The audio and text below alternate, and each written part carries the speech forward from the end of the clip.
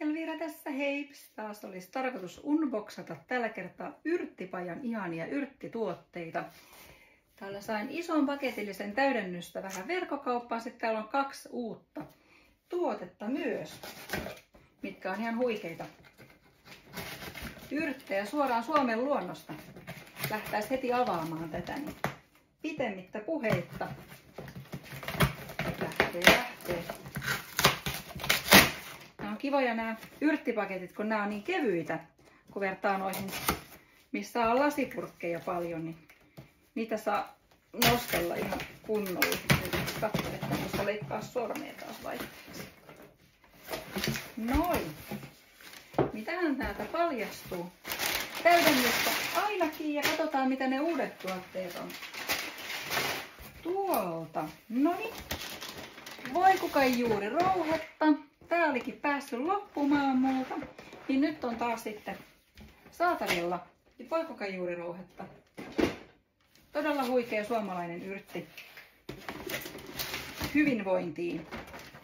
Ja katsotaan sitten, toi on uusi. No sitten on jauhelihamauste, joka on yksi mun suosituimmista. Todella laadukas, hyvä, antaa tosi kivaa makua niin erilaisiin jauheliharuokiin. Ehdoton suositus. Ja sitä on täällä nyt sitten enemmänkin. Riittää vähäksi aikaa. Ja sitten tietty mahtava kesäinen grillausmauste.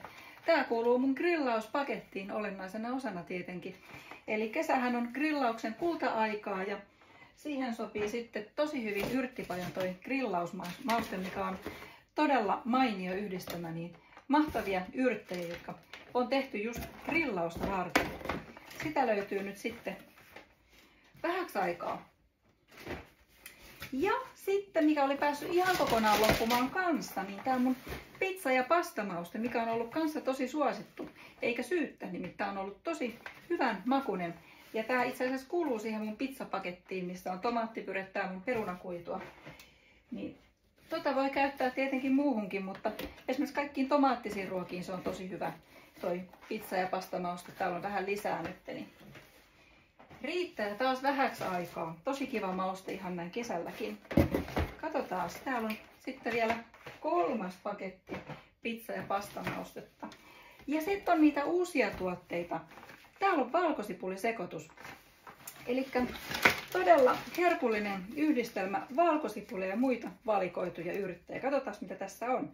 Tässä on erilaisia sipuleja, niin kuin purjosipuli, sitten on normisipuli, valkosipuli ja ruohosipuli. Eli nyt kaikki valkosipulin ystävät, niin saatte sitten kunnon sipulista makua ruokiinne. Jossain vaiheessa tulee muuten sitten ihan Ellin luomu valkosipulijauhe ja jahkasen tässä saan hommattua. Mutta sitä odotellessa niin tää valkosipulisekoitus, mikä itse asiassa tuoksuukin tosi huumaavalle tähänkin asti. Niin mahtava sipulinen tuoksu ja varmaan maku on myös todella hyvä.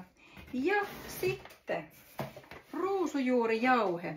Eli ruusujuuri onhan Pohjolan oma ginseng, niin kuin varmaan olettekin kuullut. Eli siitä voi saada sitten puhtia ja pontta. Ei tarvitse ulkomaisiin ginsengeihin tyytyä, kun voi ottaa suomalaista ruusujuurijauhetta. Tässä lukeekin muuten, että ruusujuuri on Pohjolan oma ginseng, viikinkien vanha voimakasvi, jolla on hieno marjainen aromi. Oletteko muuten koskaan maistanut? Siitä on muuten tosi pitkä aika, kun itse olen maistanut ruusujuurta. Voit lisätä jauhetta smoothien, jogurtin tai puuron sekaan. Älä käytä samanaikaisesti kofeiinia sisältävien tuotteiden kanssa. Okei, hyvä tietää. Mutta tästä sitten niin puhtia suomalaisesta ruusujuurijauheesta. Niin tätä saa nyt sitten kanssa Ellin keittiöstä. Mahtavia Yrttipajan todella laadukkaita suomalaisia yrttejä niin joka lähtöön. Ja tiedän, että on ehdottomasti rakkaudella tehty. Yrttipaja on tosi sympaattinen perheyritys. Olen muuten haastatellut niin Yrttipajan Petriä niin yhdessä mun Kustantaja Viisas elämän tähtien torstaissa viime vuonna haastattelin moniakin ihmisiä ja Petri oli sitten yksi niistä. Niin, on kyllä mahtava yritys, että kannustan taas suosimaan suomalaisia pikkufirmoja, niin kuin esimerkiksi Yrttipaja, jolla on todella korkealaatuisia tuotteita. He tekevät kyllä työtä sitten niiden eteen melkein yötä päivää.